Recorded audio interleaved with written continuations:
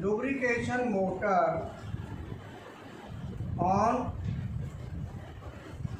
for 5 seconds, off for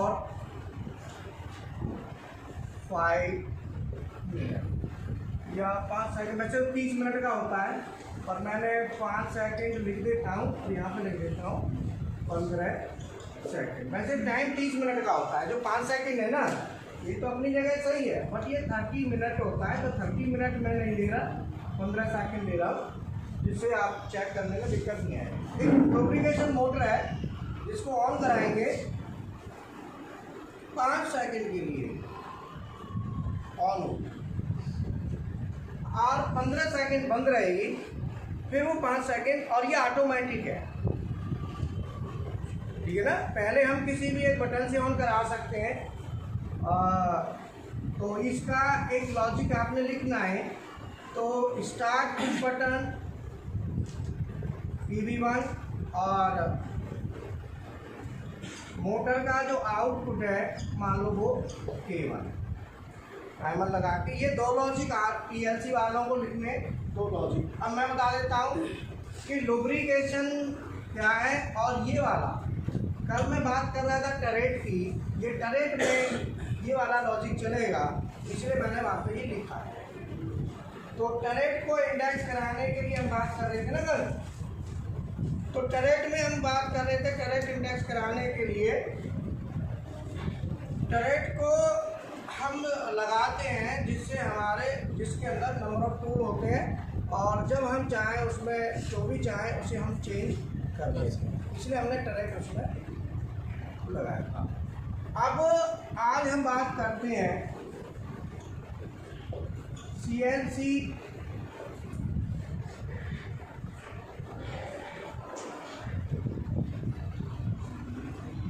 programming.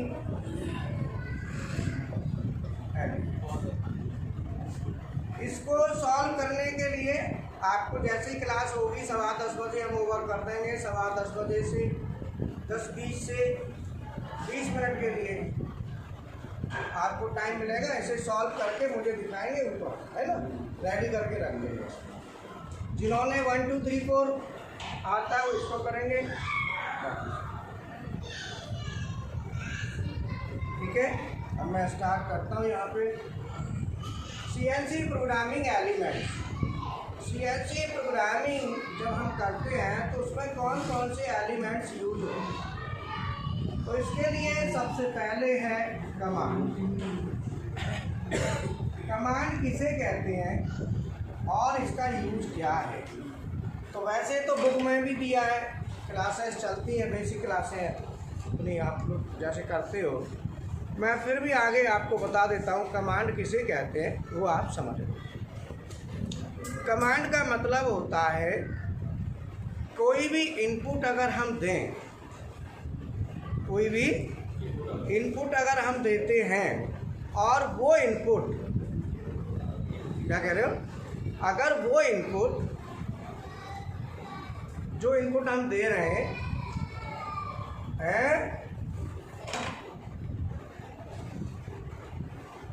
अगर हम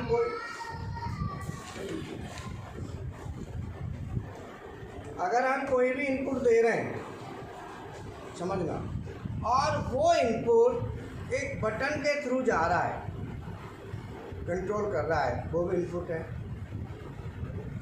अगर कोई भी इनपुट हम दे रहे हैं जो सॉफ्टवेयर के थ्रू दे रहे हैं, सॉफ्टवेयर में दे रहे हैं, तब हम उसको कमांड कहते हैं। जब हम उसे सॉफ्टवेयर में देते हैं तब कोई भी इनपुट जिसको हम सॉफ्टवेयर में टाइप करके दें तो उसका नाम कमांड होता है इनपुट बट नाम कमांड होता है।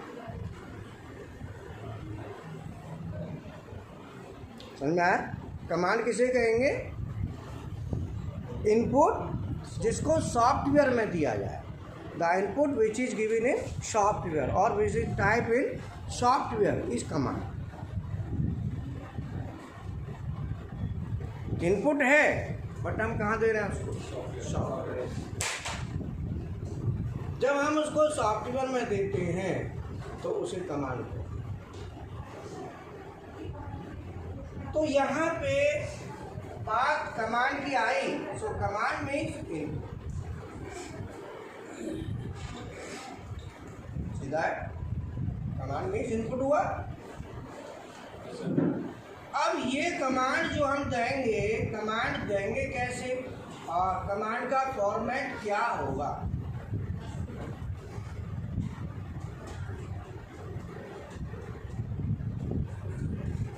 छवि, वहाँ पे 5वें और 7वें दिन के, 6ठे और 8वें दिन के स्टूडेंट का है, जिनका 6ठा दिन और 8वां दिन। 6वां दिन वाला है कोई पीएलसी का, और 8वां दिन 8, और 5वां दिन, 5वें दिन के कितने बच्चे हैं?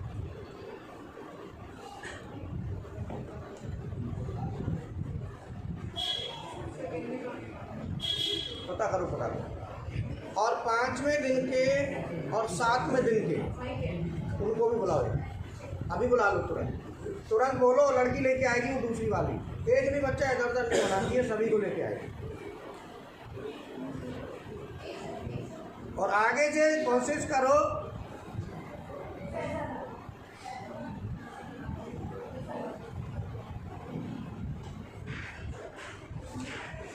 कमांड को ही हम इनपुट कहेंगे, कमांड ही इनपुट है।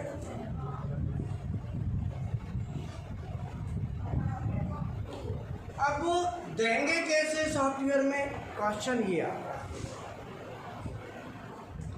तो कमांड को देने के लिए जब हम सॉफ्टवेयर में देंगे तो पीएलसी में आपने देखा होगा, जब हम देते हैं, एड्रेस करते हैं, तो वहाँ पे पीएलसी के एड्रेस जब हम करते हैं तो सबसे पहले एड्रेसिंग कोड आता है।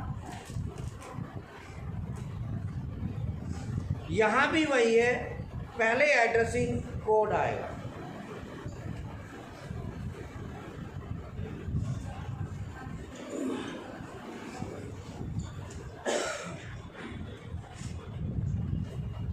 एड्रेसिंग कोड के बाद पीएलसी में जब देते हैं, मान लो एक्स का दिया इनपुट, फिर हम देते हैं पीएलसी में एड्रेसिंग कोड, कोई इनपुट हमको देना होता है।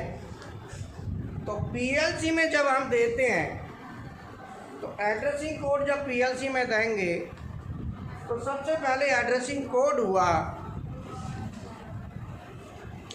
उसके बाद सेकंड नंबर पे क्या आता है? एड्रेसिंग कोड के बाद आप बताओ? Register number. बिल्कुल perfect.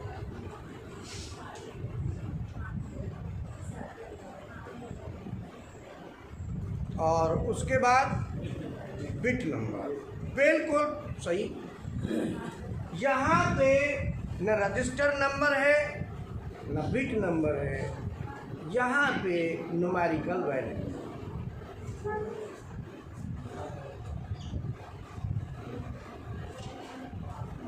So combination of addressing code will be given in alphabet. Alphabets plus numerical value is known as command. मतलब एड्रेसिंग कोड जिसमें अल्फाबेटिक होगा, जो एड्रेस को डिफाइन करेगा कि वैल्यू हमको देनी है, वैल्यू से जो काम करवाना है वो किस एड्रेस पे करवाना है, किसने करना है। तो जैसे हमने लिखा x 50.0 कमांड हो गया, पहले x फिर 50, z 40.0 कमांड हो गया, फीड 0.1 कमांड हो गया, r 5.0 कमांड। मतलब अल्फाबेटिक और न्यूमेरिकल वैल्यू का जो कम्बिनेशन होता है उसको कमांड कहते हैं।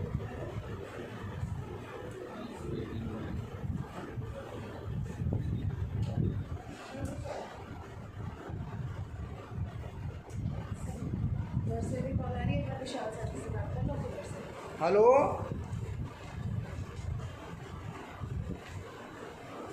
अच्छा,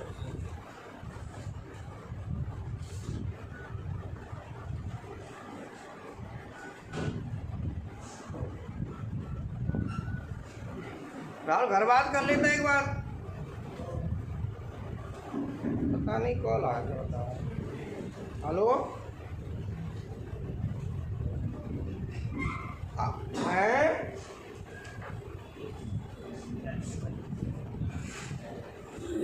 हेलो,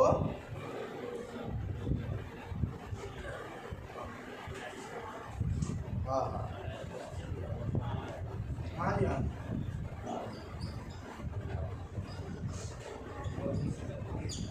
क्या कह रहा है ये? ठीक है, आ रहा है थोड़ी देर में, क्लास करके अभी आ रहा हूँ, मैं आ रहा हूँ, ठीक है।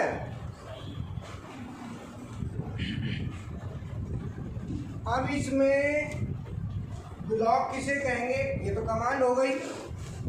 कमांड के बाद नेक्स्ट आता है ब्लॉक।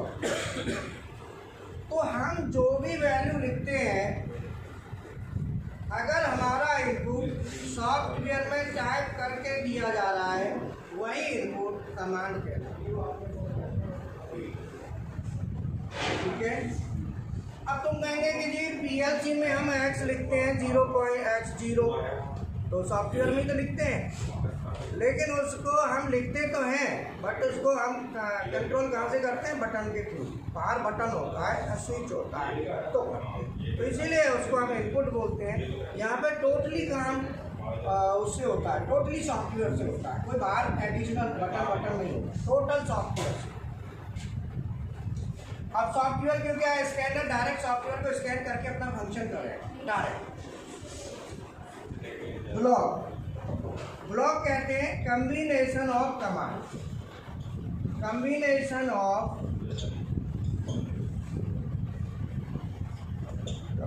कमांड्स का समूह, कम्बिनेशन। जैसे 2-3 कमांड लगा लो, जैसे x50.0 z50, बाद में आता है ये, इसे कहते हैं EOP, एंड ऑफ।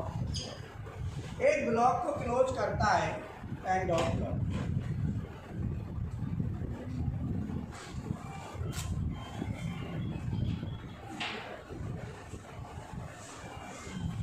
ठीक है। ब्लॉक के बाद आता है नंबर 3 प्रोग्राम।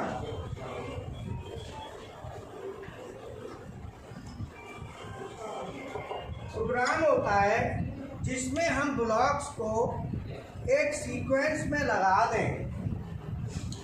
ब्लॉक्स को एक सीक्वेंस में अगर हम दे देते हैं तो उसको हम प्रोग्राम कहते हैं।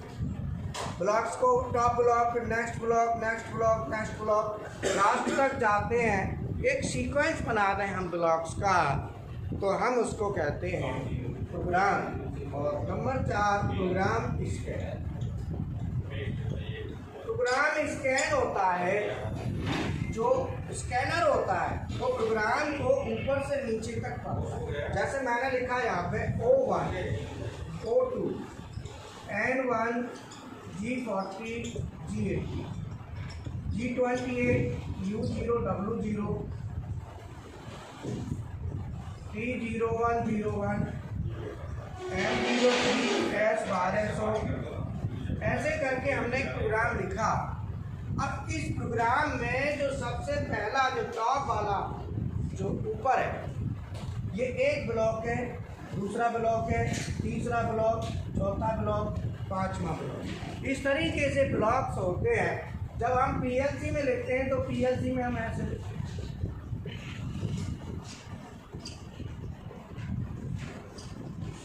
इस तरीके से। तो ये जो पीएलसी का प्रोग्राम बनता है उसको बनता है रंग्स में, और ये बनता है ब्लॉक्स में। ये ब्लॉक्स में बनता है, ये रंग में बनता है। दोनों प्रोग्राम है। पीएलसी का प्रोग्राम बनता है रंग, और सीएनसी का प्रोग्राम बनता है ब्लॉक्स में। ये दोनों में अंतर है। प्रोग्राम दोनों ही है, लेकिन दोनों में ये अंतर है, एक रंग में बनेगा, एक ब्लॉक्स में बनेगा, चीज़ सेम है। बट जो स्कैन करता है स्कैनर, वो टॉप से लेके जैसे ही हम बटन दबाएंगे साइकिल स्टार्ट वाली, तुरंत स्कैन करना शुरू कर देगा। और वो स्कैन कैसे करेगा आप बताओ। सबसे पहले ऊपर वाले ब्लॉक को करेगा, जब तक उसका काम पूरा नहीं होगा अगले का नहीं। ये इसकी खासियत है, इसे कहते हैं स्टैक प्रोग्रामिंग। जैसे मान लो ये G28U0W0 एक्सिस का है, इसमें हम फीड कर दिए अपने 0, मूवमेंट नहीं दे रहे, तो प्रोग्राम हमारा यहाँ पे आके रुका रहेगा जब तक इसका काम पूरा नहीं होगा, यहाँ नहीं आए, वो यहीं रहेगा। ये आपको ध्यान है, मतलब सीधा है कि प्रोग्राम जब हमारा स्कैन होता है, जबकि पीएलसी का प्रोग्राम आप बटन दबाओ, स्विच ऑन करो ना करो, वो आगे चलता चला जाए। बट ये ऐसे नहीं होगा, ये रुक जाएगा जब तक उसका काम पूरा नहीं होगा, तब तक आगे नहीं बढ़ेगा। अरे वो मैडम ये हटा दो, ये लगेगा, ये हटाने पड़ेंगे ना, कैसे लगाओगे फिर? ये नहीं वो हट जाया करे, ये हटाओ, चार्ट हटाओ, समझ में आया ना? तो हम कहते हैं इसको प्रोग्राम स्कैन। तो ये जो है ना, जो प्रोग्राम हम बनाते हैं, प्रोग्राम स्कैन, प्रोग्राम कमांड और ब्लॉक, तो सीएनसी में जो प्रोग्राम को जब सीएनसी मशीन पढ़ेगी, रीड करेगी, तो कैसे करेगी बताओ? सबसे पहले टॉप ब्लॉक, सबसे पहले, उसके बाद नीचे आता जाएगा। तो ये सबसे पहले से किसने कौन सा पढ़ना है? टॉप ब्लॉक को, ये आपको ध्यान रखना। और उसके बाद नीचे इसका नंबर आता जाएगा, ये मेन इसका है। जबकि पीएलसी में ऐसा नहीं है, पीएलसी में टॉप से लेके बॉटम तक वो चलता रहेगा। तो ये मैंने जो आपको बताया प्रोग्राम स्कैन वाला पॉइंट, और ये क्लियर हो गया यहाँ तक बताओ? अब इसमें क्वेश्चन आता है कि जब हम प्रोग्राम को स्कैन कर रहे हैं, मान लो कोई ब्लॉक हमको पढ़वाना ही नहीं, कई बार ऐसा होता है, भाई ब्लॉक तो लिख दिया बट हम उसको पढ़वाना नहीं चाहते, तो उसके लिए हम यूज करते हैं G31, और उसको कहते हैं स्किप फंक्शन। स्किप, अगर हम ब्लॉक नहीं पढ़वाना चाहते, स्किप कर, स्किप माने बिल्कुल उसे हिडन कर, उसके लिए हम G31 कोड यूज करें। अब मान लो कई बार होता है हमें प्रोग्राम को, ये मिटा लो, कई बार हमको प्रोग्राम को मान लो जंप कराना है, क्या कराना है? तो आप जंप कैसे कराएंगे बताओ? जंप कराने के लिए आप कोड यूज करेंगे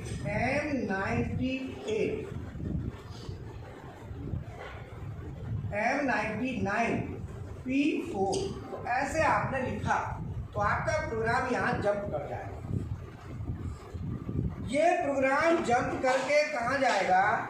M99 P4 का मतलब है ये सीक्वेंस नंबर 4 पे जाएगा। जहाँ N4 होगा ना, ये सीधा वहाँ पे चला जाएगा। मान लो N4 यहाँ लिखा है, सपोज मैंने यहाँ पे लिख दिया, ऊपर O2 लिखा है, यहाँ पे लिखा है, सपोज मैंने यहाँ लिख दिया बीच में M99 P4 और T010 और यहाँ पे लिख दिया N4। अब ये प्रोग्राम सीधा यहाँ चलेगा, यहाँ चलेगा, यहाँ चलेगा, यहाँ से सीधा जंप करके 4 नंबर पर चला। नोट करो पीएलसी वाले स्टूडेंट अपना जो एक्सरसाइज है उसे सॉल्व करना शुरू कर दो, ऊपर चले जाओ। पीएलसी वाले जाओ, पहुँचो ऊपर, छवि ऊपर इनको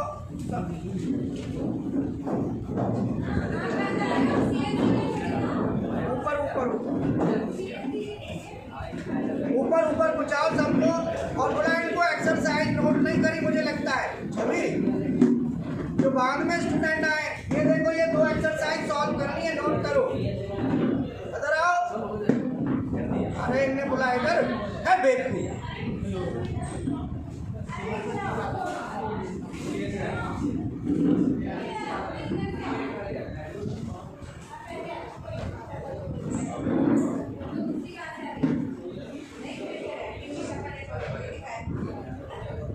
अरे इधर आ, ये फोटो लो, इसको सॉल्व करो। ऊपर आ रहा हूँ मैं, सभी 11:30 क्लास कर दे लेंगे, ये आराम से सॉल्व करेंगे। ये 2 एक्सरसाइज है, इनको सॉल्व करके वहां से देना है मुझे। जाओ ऊपर क्लास एक्सरसाइज सॉल्व करो।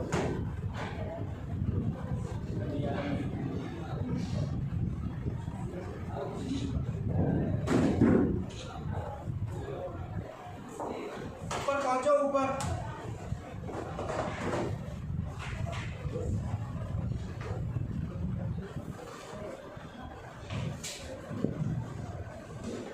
ठीक है, ये क्या है कि जब भी हमें प्रोग्राम लिखोगे, प्रोग्राम को कहीं भी जंप कराना हो तो ऐसे जंप कराओ।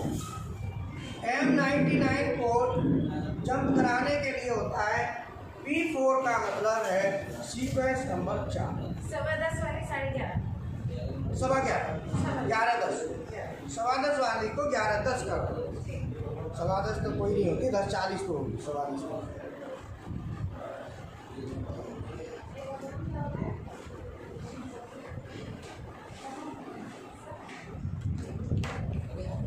M99 P4 मतलब जो हमारा प्रोग्राम है, तुम ना तैयारी करो पूरा डिटेल। अब बोर्ड पे अपडेट करना है, कौन बच्चा कौन से दिन का क्या बोर्ड पर उतारो। सब बच्चों वहाँ बोर्ड पर ऊपर जा और पूरा उतारो। उसके किसी काम की नहीं है, पता नहीं क्या होता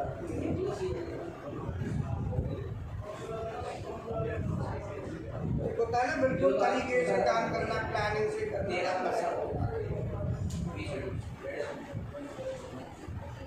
अब ये समझ में आया? तो अब ये उतार लो और आगे अपनी क्लास करो। आकाश करा क्लास को, ठीक है। और आगे से PLC वालों को हटा दो उसमें, ये ना कैसे काम करेंगे। सुबह वाली क्लास इसमें मैकेट्रॉनिक्स वाले बच्चे रखे हैं।